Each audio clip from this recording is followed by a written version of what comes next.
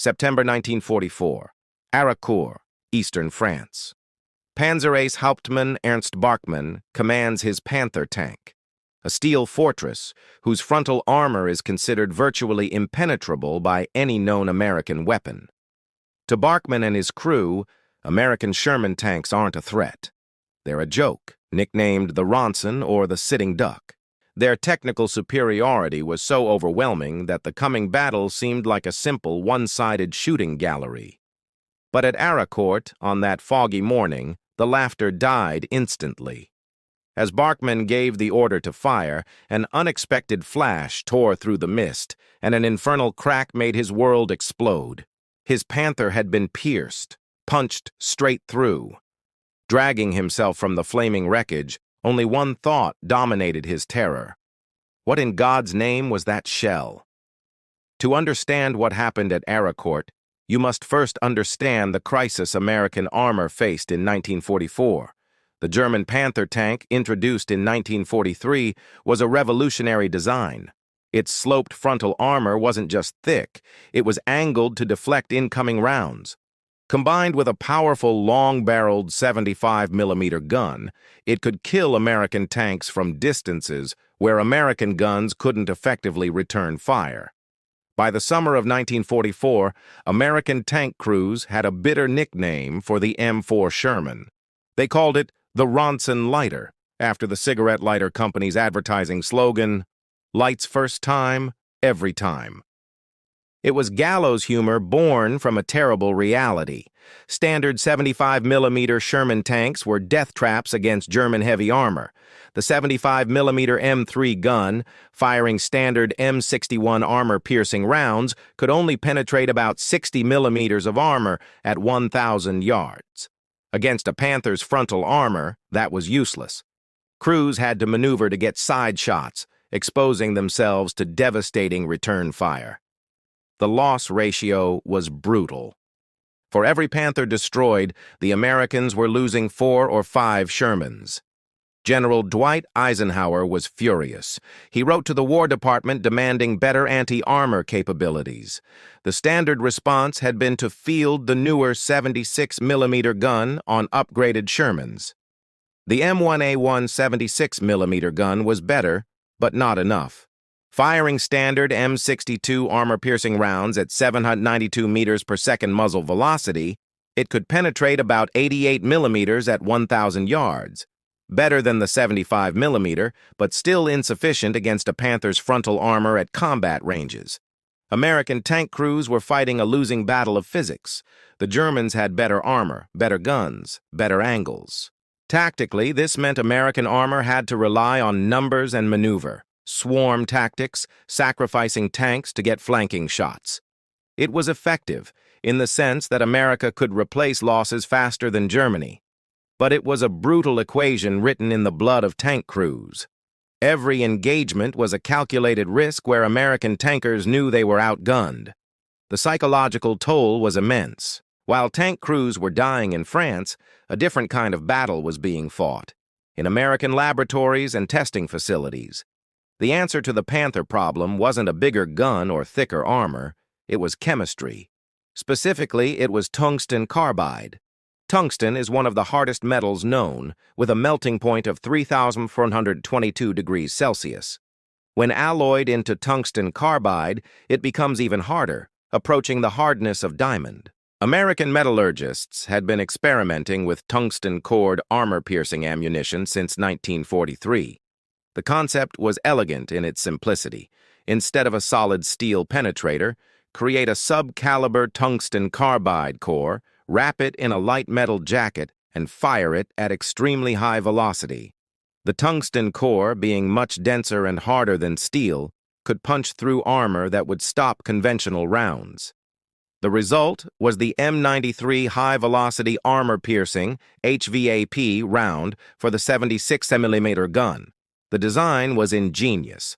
A tungsten carbide core weighing about 4 pounds, wrapped in an aluminum alloy jacket that fit the 76mm bore. When fired, the lighter overall weight and streamlined design produced a muzzle velocity of 136 meters per second. That was over 30% faster than standard ammunition. Higher velocity meant more kinetic energy. More kinetic energy meant deeper penetration. War Department testing at Aberdeen Proving Ground showed stunning results. The M93 HVAP could penetrate 160 millimeters of armor at 1,000 yards. Against the Panther's 80 millimeter sloped frontal armor, which had an effective thickness of about 140 millimeters, the M93 could punch through at combat ranges where German crews thought they were safe. For the first time, American Shermans could fight Panthers frontally on equal terms. Or rather, superior terms, because the Germans didn't know this ammunition existed. But there was a problem. A massive problem that would limit the impact of this wonder weapon. Tungsten was incredibly scarce. The United States had limited domestic tungsten deposits, and most of the world's supply came from China and Portugal, both difficult to access during wartime.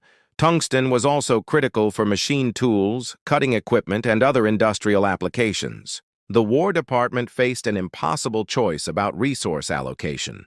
The decision was made to prioritize industrial tooling. Tank production, aircraft production, and artillery production all depended on having functional machine tools. As a result, HVAP production remained severely constrained throughout the war. Estimates suggest that by late 1944, only about 5% of 76 millimeter ammunition issued to tank units was HVAP. Most Sherman crews received only a handful of HVAP rounds per tank, if they received any at all. The ammunition was so rare that standing orders required crews to use it only against heavy German armor like Panthers and Tigers. This scarcity would define how the ammunition was used and how its existence remained secret. On September 18, 1944, the German 5th Panzer Army launched a major counteroffensive near Arracourt. Their objective was to cut off General George Patton's Third Army advancing into Lorraine. The attack was spearheaded by over 200 Panther and Panzer IV tanks from the 111th and 113th Panzer Brigades. Opposing them was the 4th Armored Division, including Lieutenant Colonel Creighton Abrams' 37th Tank Battalion. Abrams' unit was equipped with M4A3 Shermans mounting the 76 millimeter gun, and critically, they had received a small allocation of M93 HVAP ammunition. Abrams was a hard-driving commander who would later become Army Chief of Staff. He understood the tactical value of the HVAP rounds and issued strict orders. Save the special ammunition for Panthers. Make every shot count. The Germans were confident. Their intelligence indicated American armor was still vulnerable. The plan was to use superior German tanks to achieve a breakthrough before winter. The morning of September 19th brought heavy fog across the battlefield. Visibility was limited to a few hundred meters in places. German Panzer commanders, veterans of the Eastern Front, knew how to use fog. It negated American air superiority and allowed close-range engagements where German armor superiority would be decisive. As Hauptmann Barkmann and dozens of other Panther commanders advanced through the mist, they expected to find American Shermans and destroy them methodically. What they found instead was a nightmare that defied their understanding of armored warfare. Sergeant Francis Baker, a gunner in Abrams's battalion, later described the engagement. His Sherman encountered 3 Panthers at approximately 800 yards. Standard doctrine would have been to retreat or maneuver for a side shot. Instead, his tank commander ordered him to load HVAP and engage frontally. Baker fired at the lead Panther. The tungsten-cored round struck the glacis plate and punched straight through with a shower of sparks. The Panther erupted in flames. The crew bailed out in shock. Baker traversed to the second Panther and fired again. Another penetration, another kill. The third Panther, its commander panicking, tried to reverse into the fog. Baker's third HVAP round caught it in the turret face. 3 shots. 3 Panthers destroyed. From the front. At ranges where the Germans thought they were invulnerable. The pattern repeated across the battlefield. American tank crews, carefully rationing their precious HVAP ammunition, engaged Panthers frontally. German crews were baffled and terrified. Their impenetrable armor was being penetrated. Their technological advantage had evaporated.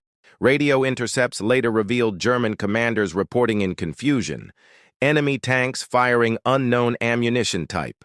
Frontal armor defeats ineffective. Over 3 days of fighting, Abrams' 37th Tank Battalion and supporting units destroyed 86 German tanks, the vast majority of them Panthers. American losses were 25 Shermans, a kill ratio of better than 3-to-1. For German panzer forces accustomed to dominating American armor, it was a catastrophic reversal. But more than the tactical defeat, it was a psychological blow. The myth of Panther invincibility, the one advantage that gave German tank crews confidence, was shattered. The Battle of Arracourt demonstrated the devastating effectiveness of the M93 HVAP. But it also highlighted the fundamental problem with the ammunition. There simply wasn't enough tungsten to produce it in the quantities needed. American industry was performing miracles of production, churning out thousands of tanks, tens of thousands of artillery pieces, and millions of rifles. But tungsten couldn't be mass-produced. It had to be mined, refined, and carefully allocated. The War Production Board faced brutal choices: tungsten for armor-piercing ammunition, or tungsten for machine tool bits that were essential for manufacturing everything else?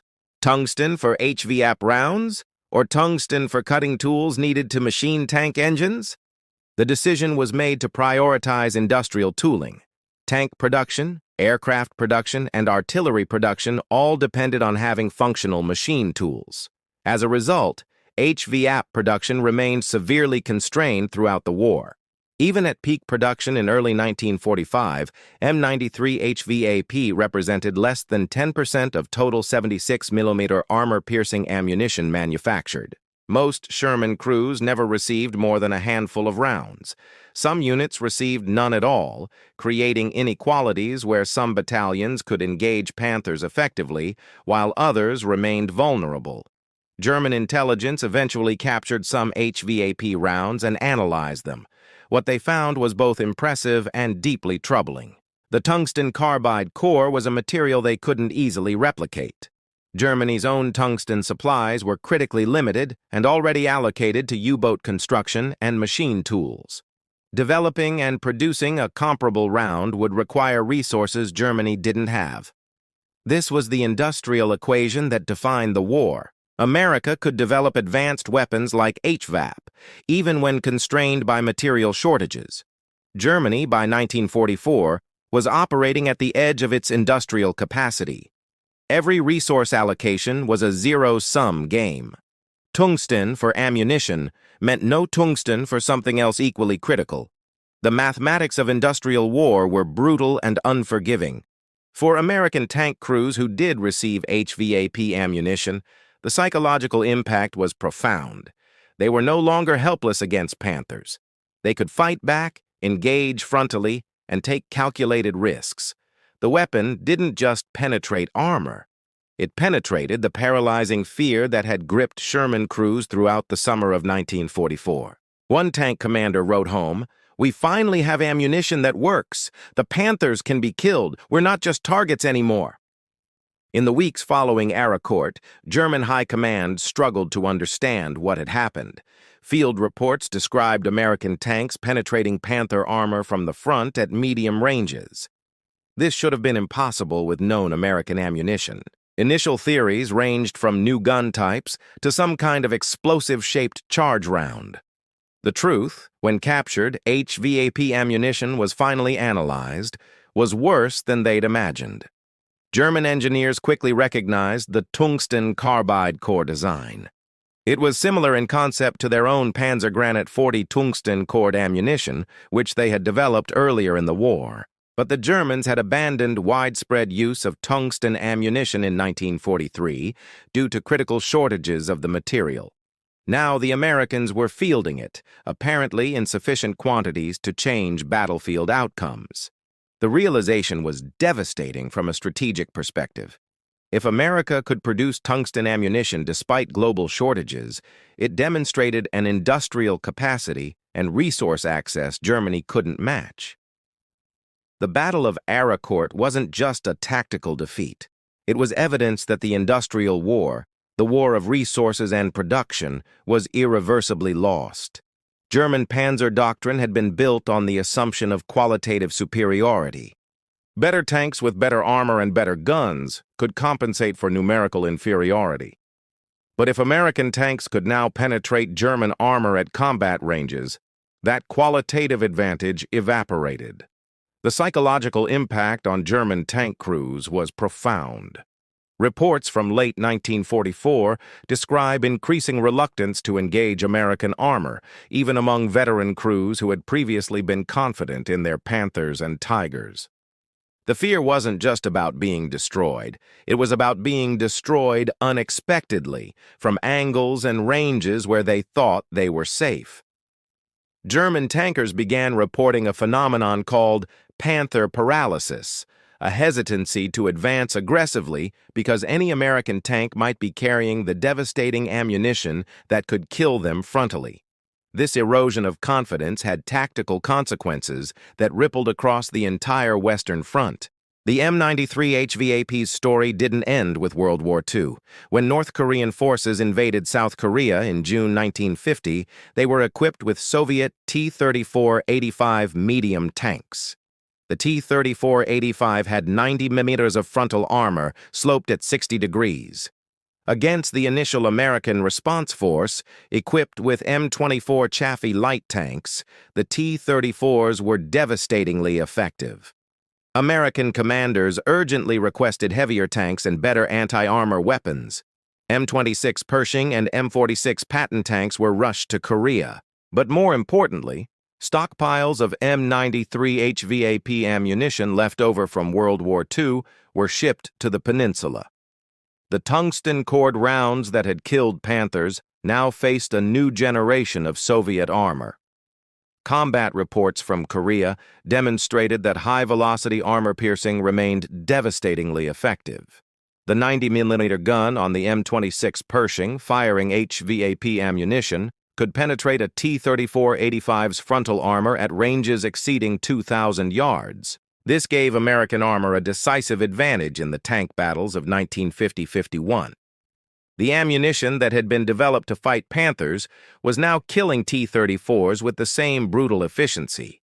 But tungsten scarcity remained a problem even in Korea. HVAP ammunition was still rare and carefully rationed. Tank crews received limited allocations and were ordered to prioritize its use against enemy armor rather than fortifications or soft targets. The same logistical constraints that had limited HVAP use in World War II continued to restrict its availability 6 years later. The M93 HVAP was eventually phased out in the 1950s as new ammunition types were developed. But its legacy lives on in modern armor-piercing ammunition. The concept of a dense, hard penetrator core fired at high velocity remains the foundation of contemporary tank-killing rounds. Today's M1 Abrams uses the M829 series of armor-piercing, fin-stabilized discarding sabot APFSDS rounds. Instead of tungsten carbide, they use depleted uranium, which is even denser. Instead of an aluminum jacket, they use a sabot that falls away after the round leaves the barrel. The penetrator itself is a long, thin dart that achieves velocities approaching 1/1700 meters per second. But the fundamental principle pioneered with the M93 HVAP remains unchanged. Dense, hard material, high velocity, kinetic energy penetration. The M829A4, the current U.S. service round, can penetrate over 900 millimeters of rolled homogeneous armor equivalent at 2,000 meters. It represents the culmination of decades of development that began with American metallurgists trying to solve the Panther problem in 1943. The engineers who designed the M93 HVAP created more than a weapon. They created an entire technological lineage of kinetic energy penetrators. The story of the M93 HVAP is ultimately a story about industrial capacity and resource access. America could develop and field tungsten-cored ammunition, even in limited quantities, because it had access to tungsten supplies and the industrial infrastructure to refine and manufacture it. Germany, by 1944, had neither. Its tungsten supplies were exhausted. Its industrial capacity was being systematically destroyed by Allied bombing. The Battle of Arracourt demonstrated what happened when American industrial innovation met German resource scarcity on the battlefield. The Sherman, often derided as inferior to German tanks, became a Panther killer, not through better armor or a bigger gun, but through better ammunition. And that ammunition existed only because America could access and process materials that Germany desperately needed but couldn't obtain. The kill ratio at Arracourt, 86 German tanks destroyed for 25 American tanks lost, wasn't just a tactical victory. It was mathematical proof that industrial capacity mattered more than vehicle quality. Germany could build better individual tanks, but America could build more tanks, better ammunition, and sustain operations at a scale Germany couldn't match. This was the fundamental equation that determined the war's outcome. For the American tank crews who fought at Arracourt, the M93 HVAP represented something more than just effective ammunition. It represented proof that their leadership cared enough to give them the tools they needed to fight on equal terms. It represented the triumph of American ingenuity and industrial might over German technological superiority. Most importantly, it represented hope. The M93 HVAP was never produced in the quantities needed to completely change the character of the armor war in Europe. Tungsten scarcity ensured it remained a specialty weapon, carefully rationed, used only when absolutely necessary against the heaviest German armor. But at places like Arracourt, in the hands of skilled crews who understood its value, it proved devastating. The veterans who fought at Arracourt remembered the HVAP rounds with reverence. They were the golden bullets that let them fight Panthers on equal terms, the ammunition that transformed them from victims into hunters. For German tankers who survived encounters with HVAP-equipped Shermans, the memory was very different. It was the day they learned that their technological superiority could be overcome by American industrial capacity. Today, when an M1 Abrams fires an M829A4 depleted uranium penetrator, it is firing a direct descendant of the M93 HVAP. The technology has evolved, the materials have changed, but the fundamental concept remains the same. Dense, hard penetrator, high velocity, kinetic energy. The formula that American metallurgists perfected in 1943 to kill Panthers is the same formula that defines modern armor warfare. The tungsten secret wasn't really a secret.